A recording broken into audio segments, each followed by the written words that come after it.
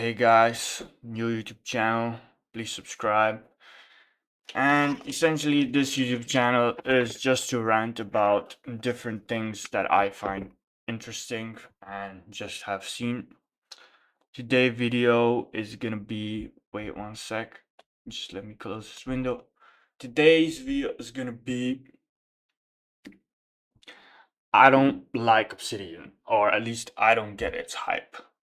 And just I'm gonna share my, how to say, experience with it. So, I mean, with this time where we're all heavily digitized, the power comes from the information that we can quickly get and acquire. And I think it boils down to three stages: being able to quickly look things up, digesting that material, and then just looking it up again in whatever software you want to use. So basically, this is where Obsidian, at least the thing is, you can tell in comments below what your experience with Obsidian is and what you think about it. But for me, this is where notes live. It's where you regurgitate information. And Obsidian is built on what you might call it, uh MD files. And it's, I would say, a glorified text file, and MD files are good. I have nothing against them. But from my experience, a lot of educational work is very heavily PDF based. So I don't see the point of having a lot of MD files. And I feel like Obsidian encourages, you know, you see something and then you kind of mindlessly just copy paste. And I don't think that's the point of notes. The point of notes is to put, summarize and regurgitate things in a quick way that you can get it back. And specifically for me, at least, this has to do with anything math related, especially something that's quite extensive and project based. So that's one thing I don't like about Obsidian, is that it's it's a good note taking app, but it's not a good notes app. If I like if I wanted to make a to-do list, okay, or a shopping list, like sure, it's fine, but I could have just used a text file. And initially why I wanted to use Obsidian is because I was getting into Canvas, especially very deep and nested ones, because it helped to sort of summarize information really quick. So I can give a small, how to say, look up on how Canvas look like. And I mean, it's decent. I have nothing against it. But like, am I ever gonna open this up ever again? No. I'm probably just gonna search online and look at the docs. And another thing about, I don't know, about Obsidian, it's like the good thing about it, it's highly configurable.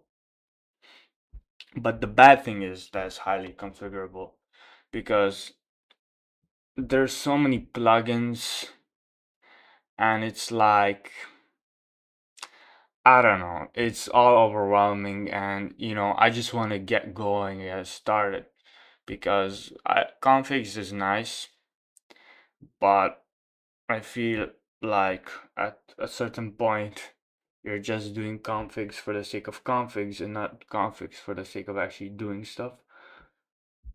And one thing I also didn't like about Obsidian is just like the middle width, or at least that bugged me for a little bit. Like, I don't know, like I feel like it could take up so much more space on my screen. Maybe, I don't know. That I personally didn't like. and I just don't get the hype around it in terms of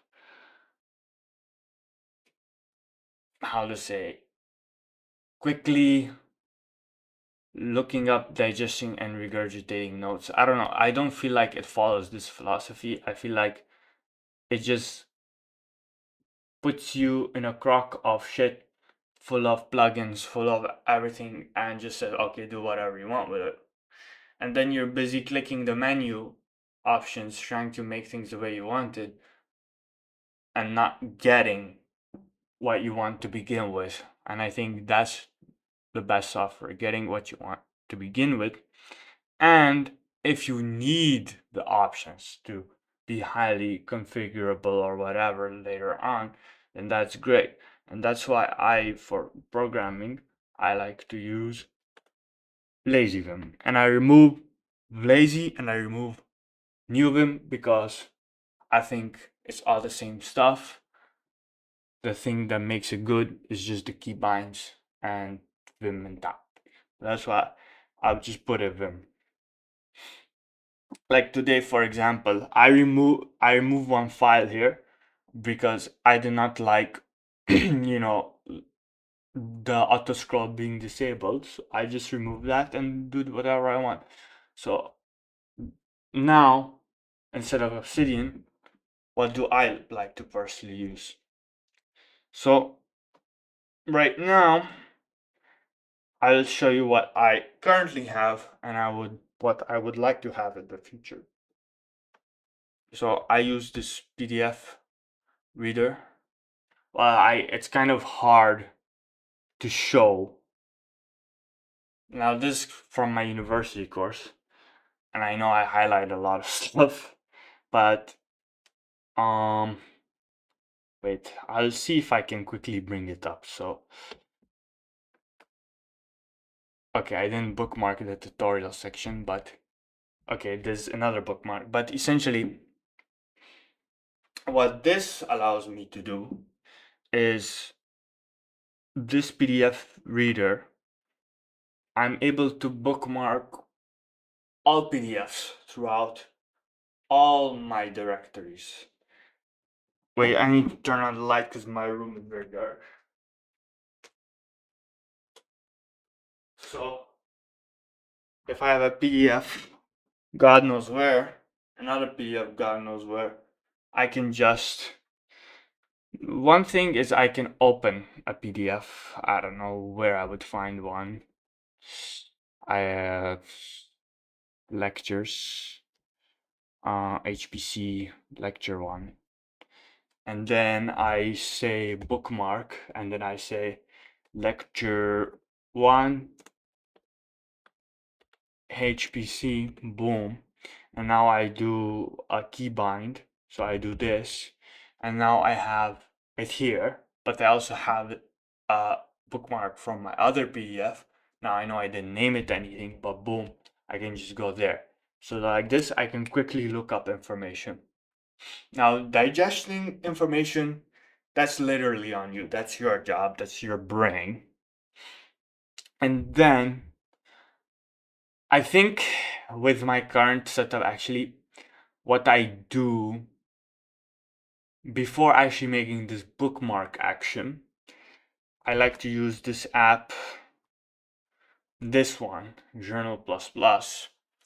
And this app, it allows to edit PDFs directly. So let's say I have a lecture going on my left screen, and then I have the PDF on my right side of my screen. I can annotate it, I can do whatever I want with it, and then I can save it, put a bookmark there, and then whenever I realize, oh, I need to look at my notes, I'm just going to jump to the bookmark because I realize I need it.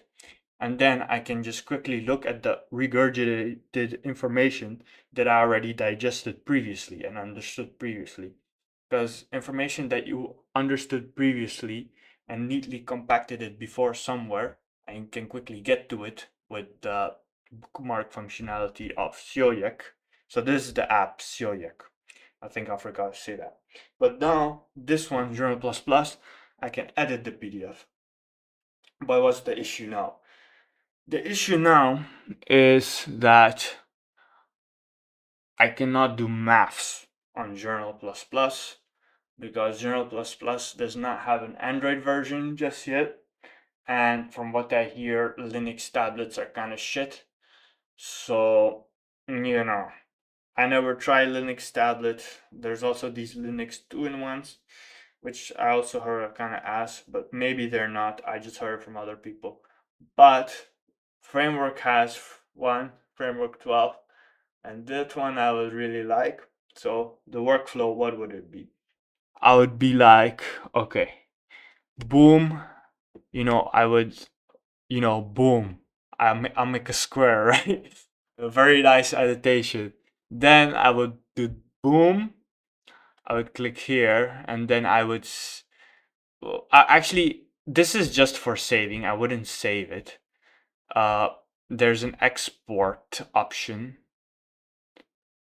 I think this one. Yeah, you can export as PDF. So I would export as PDF after watching a lecture or something, and in that moment digest the information. Then I would be like in the Celiac, do, let's say, okay, boom, I go to lecture one, then I scroll down. I know that I'm zoomed in. You just saw my TH faces. It is what it is.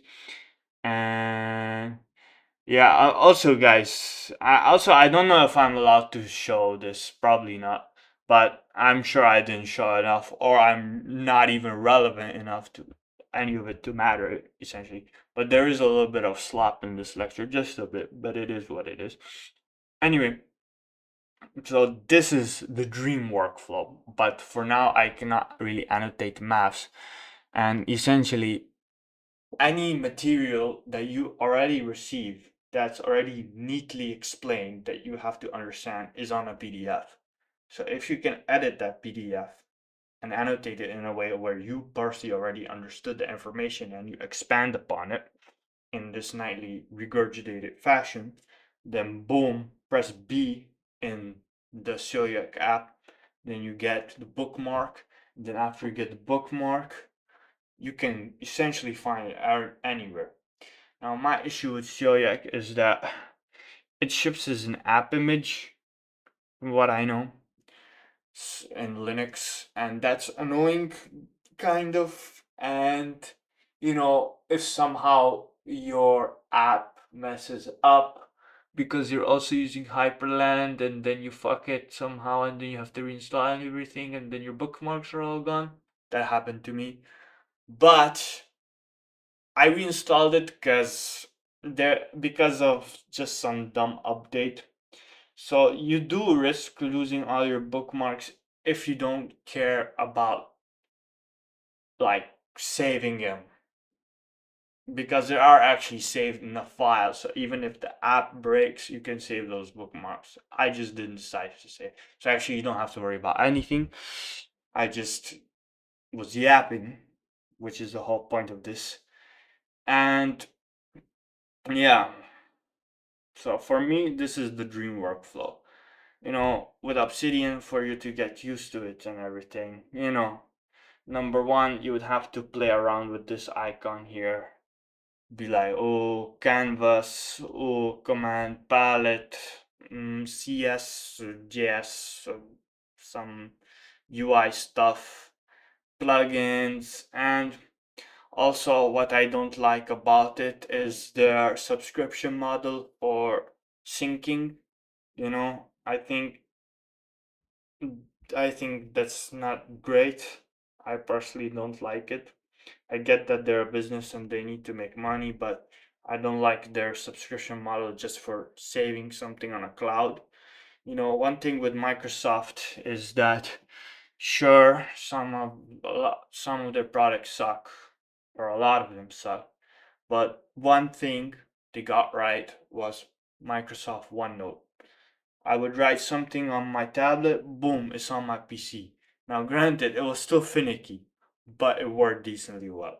But again, OneNote, they were not PDFs. They were they were able to export as PDFs, and I think Journal is similar if we're being honest. The Journal does not use PDFs directly, it uses this XOPP file and then do the PDF. But why I like it more is just it's free open source, you know, and syncing is up to you, right? You have to figure that out. And since they're PDFs, I'm sure any cloud service that you might pay for, which to be honest, a lot of them are subscription based anyway, which I don't like because I feel like you should just pay once for a certain amount of GB. But a lot of it is free anyway with Google accounts right now. And if you have more than 10 gigs of PDFs, I mean, you know, it's like you that means you've had this workflow for a while and you compiled a massive brain, and okay, from there you can extend your situation. But I feel like this is the nice digital Linux setup, and I'm sure I didn't explain myself in a very nice and clean way or made this video kind of comprehensive, because this is a rant video. This YouTube channel is to basically discuss and talk about whatever I want in any kind of way. But for anyone who does like Obsidian, you can tell me below why you like it and why you feel like you can quickly find stuff. Now, look, I know it has a feature like boom, you know, boop, right? And then I don't know, I want to find it. I boo like this, boop, and I can find it, right? I know it has a grep style feature, but it's still a .md file. It's not a PDF, right? And if you have a lecture full of math equations, I mean, do you want to deal with this gap when Journal just has it directly editing a PDF and you can export it, and then afterwards you can make bookmarks, and then you can jump across all the PDFs on your device. So I think this is the method, but of course, right now I don't have any pen and tablet support because now Journal has it, but I just don't have the tablet. So later I'll look into maybe somehow doing it. But I think this workflow would be very beneficial if you want to have like a large knowledge base and work with these tools. So Obsidian, I would give it 3.5 out of 10. It's just a .md file manager with extra plugins, but I feel like your Obsidian experience is only gonna be as good as how hard you configured it, which you're better off not configuring things too much because then it's annoying. But configuring things is still fun. It's just you want to be able to start first, then configure, not configure first, then start. Which some people are managed to do that, but I don't want to do that because I have things to do. And that's my rant finish. Like, subscribe, boom.